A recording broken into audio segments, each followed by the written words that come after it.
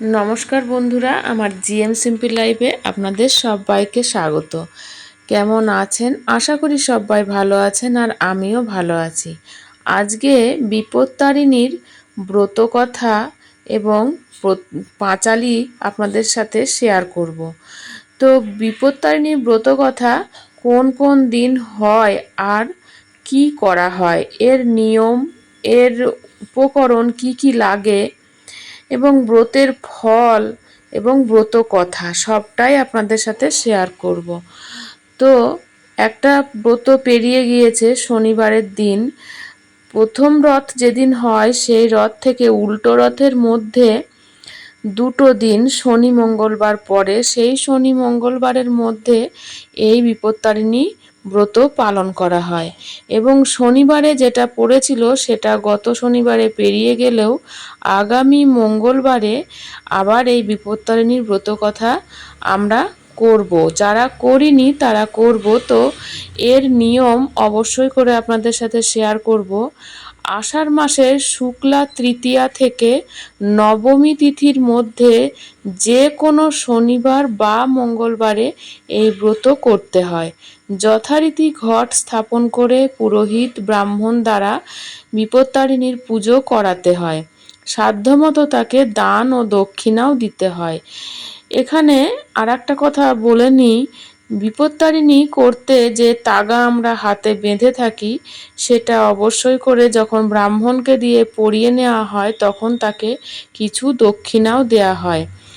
ব্রতের উপকরণ কি লাগবে: ঘট, আম্রপল্লব, শশীষ, ডাব, নৈবেদ্য, একটি 13 রকমের ফুল লাগে, 13 রকমের ফল এবং দুভাগ করে কেটে দিতে হয় এরকম কোনো নিয়ম নেই।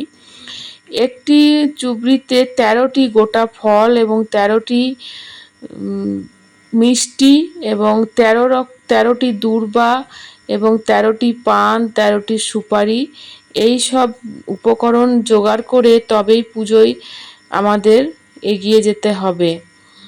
এবং অতিরিক্ত নিয়ম থাকে যার মধ্যে সেটা বলে নিই। ব্রতের আগের দিন অবশ্যই করে হবিষ্যান্ন বা নিরামিষ আহার গ্রহণ করতে হবে। এদিন কোনো রকম আমিষ আহার গ্রহণ করা চলবে না। ব্রতের দিন পুজো শেষে ব্রতকথা শুনে সেই আসনে বসেই ফল মূল মিষ্টান্ন কিংবা লুচি পুরি খেয়ে উপবাস ভঙ্গ করতে হবে এবং লাল সুতোয় যে 13টি গাঁঠ দেয়া হয় এবং তাতে 13টি দূর্বা দিয়ে বাঁধা হয় এবং সেটি পুরুষদের ডান হাতে পড়তে হয়, মেয়েদের বাম হাতে পড়তে হয়। পুরোহিতকে ফল মূল ও যথাসাধ্য দক্ষিণাও দেয়া হয়। ব্রতের ফল: এই ব্রত করলে সংসারের সকল বিপদ কেটে যাবে, সংসারে সুখ শান্তি সমৃদ্ধি বজায় থাকবে, অর্থকষ্ট থাকলে সেটাও দূর হয়ে যাবে, সংসার সুখে ভরে উঠবে, স্বামী সন্তান নিয়ে সবাই সংসার করতে পারবে, সব রকম বাধা বিপত্তি দূর করে দেন এই বিপত্তারিণী মা। বিপত্তারিণী এই কারণেই নাম দেয়া হয়েছে সব বিপদ থেকে রক্ষা করবেন এবং সব বিপদে উনিই পাশে দাঁড়াবেন। তো এইভাবে পুজো করা হয়ে থাকে এবং এছাড়া এই দিনে অবশ্যই করে সকাল সকাল উঠে স্নান করে বাসি ঘর পরিষ্কার পরিচ্ছন্ন করে পুজোর জোগাড় করে নিয়ে তারপরে আপনারা এই পুজো করতে পারেন। এছাড়াও অনেক মন্দিরে এত কিছু জোগাড় যদি কেউ করতে না পারেন, এমনও কিছু মন্দির আছে যে মন্দিরে সব কিছু জোগাড় করে নিয়ে সেখানে পুজো করা হয়। সেখানে আপনারা আপনাদের সাধ্য মতন গিয়ে ফল ফুল মিষ্টি এবং দক্ষিণা দিয়ে পুজো করিয়ে নিয়ে আসতে পারেন।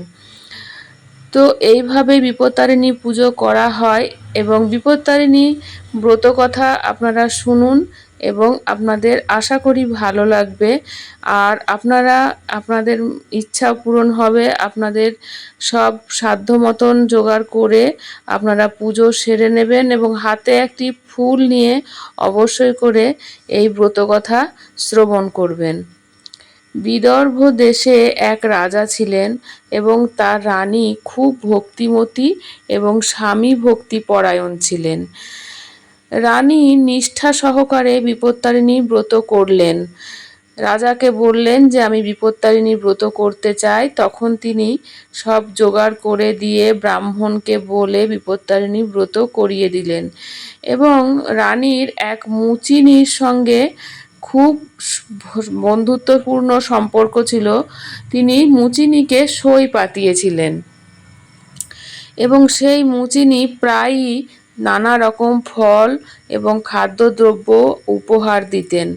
মুচিনি খুব গরিব ছিলেন। মুচিনিকে খুব ভালোবাসতেন এই মহারানী। তিনি খুবভাবেই তার ইচ্ছা পূরণ করতেন এবং রানী যা বলতেন সেই ইচ্ছা তার পূরণ করার চেষ্টা করতেন। একদিন মুচিনি বলেন যে রানীমা, আপনাকে আমি কিছু করতে বা দিতে চাই। তো রানীমা বলেন, আমি একদিন ঠিক তোমার কাছে চেয়ে নেব, তুমি চিন্তা করো না, কিন্তু এমন কিছু চাইবো না যেটা তোমার দেয়ার সাধ্যের বাইরে থাকবে। হঠাৎ করে একদিন রানীমা বললেন, তোমরা তো গোমাংস রান্না করো, একদিন একটু নিয়ে এসো, আমি দেখব কীরকম হয়।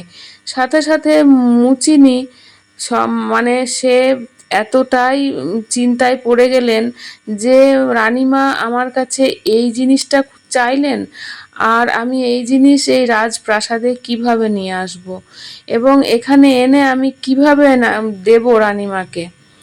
মুচিনি রানীমার কথা শুনে মনে মনে খুশি হলেও কিন্তু ভেতরে একটা ভয় কাজ করছিল যে গোমাংস আমি এখানে কি করে নিয়ে আসব।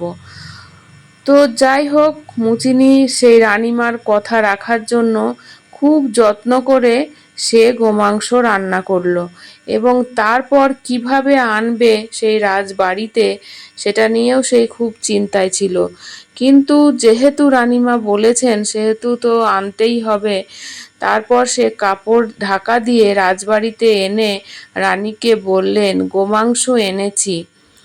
তো রানীমা তো আর খাবেন না, শুধু দেখবেন, দেখতে চেয়েছিলেন। তো যত্ন করে সে ঢাকা দিয়ে রেখে গিয়েছেন। এদিকে কোনো রকমভাবে গোপন সূত্রে একজন এই রাজাকে খবর দিয়ে দেন। মুচিনি গোপনে গোমাংস আনলেও রাজবাড়ির একটি চাকর কিন্তু তা দেখতে পেয়ে যায় এবং দেখতে পেয়ে সাথে সাথেই সেই রাজাকে তখনই সে খবর দিয়ে দেয়। খবর দেওয়ার সাথে সাথে রাজা তো অগ্নিশর্মা হয়ে যায় এবং রেগে গিয়ে তাকে সোজা বলেন যে রানীমাকে ডাকো। রানীমাকে ডেকে নেন এবং রানীমাকে বলেন যে তোমাকে মুচিনি কি দিয়ে গেছে এবং সেই নিয়ে জোর গলায় রানীমাকে যখন বলেন তখন রানীমা ইতস্তত বোধ করেন এবং রাজা বলেন, যদি তুমি আপত্তিকর কিছু এনে থাকো তাহলে কিন্তু তোমার দুঃখ আছে, তোমার শিরচ্ছেদ করব আমি। রাজা এই বলে রানীমাকে ধমক দিতে থাকেন। রানীমা তখন মহা বিপদে পড়ে যান এবং তিনি ঠিক করতে পারেন না যে এই পরিস্থিতিতে কি করা যায়, কি করব, কি করলে আমার এই মানে বিপদ থেকে আমি মুক্তি পাব। রানীমা এই বিপদে পড়ে ভয়ে কাঁদতে শুরু করেন এবং কাঁদতে কাঁদতে তার মনে হঠাৎ উদয় হয় যে মা বিপত্তারিণীকে আমি স্মরণ করি। বিপত্তারিণী দুর্গা মাকে ডেকে, বিপত্তারিণী হচ্ছেন আর এক মা যিনি দুর্গা মা নামে আমাদের সামনে পূজিত হন। তো বিপত্তারিণী দুর্গা মাকে তিনি ডাকতে লাগলেন এবং বিপত্তারিণী দুর্গা ভক্তের এই আকুতি ডাক এবং কান্না দেখে উনি স্থির থাকতে পারলেন না। উনি সাথে সাথে রানীমার কানে কানে এসে বলে গেলেন যে যা দেখে আয় ওখানে কি আছে, তুই কাঁদবি, তুই চিন্তা করবি আর তুই বিপদে পড়বি, আমি তোর পাশে আসবো না? তুই যা, ওখানে কি ঢাকা দেওয়া আছে দেখে আয়। তো সাথে সাথে রানীমা সেখানে যায় এবং ঢাকা খুলে দেখে সব ফুল হয়ে গেছে। তখন রানীমা রাজাকে সেই ফুল এনে দেখালেন এবং রাজা চাকরকে তখন তিরস্কার করে চাকরকেই তার রাজপ্রাসাদ থেকে দূর করে দিলেন। মা বিপত্তারিণী দুর্গার কৃপায় রানীর বিপদ কেটে গেল এবং সেই থেকে এই ব্রতের কথা চারিদিকে প্রচার হলো। তো এই হচ্ছে বিপত্তারিণীর ব্রত কথা।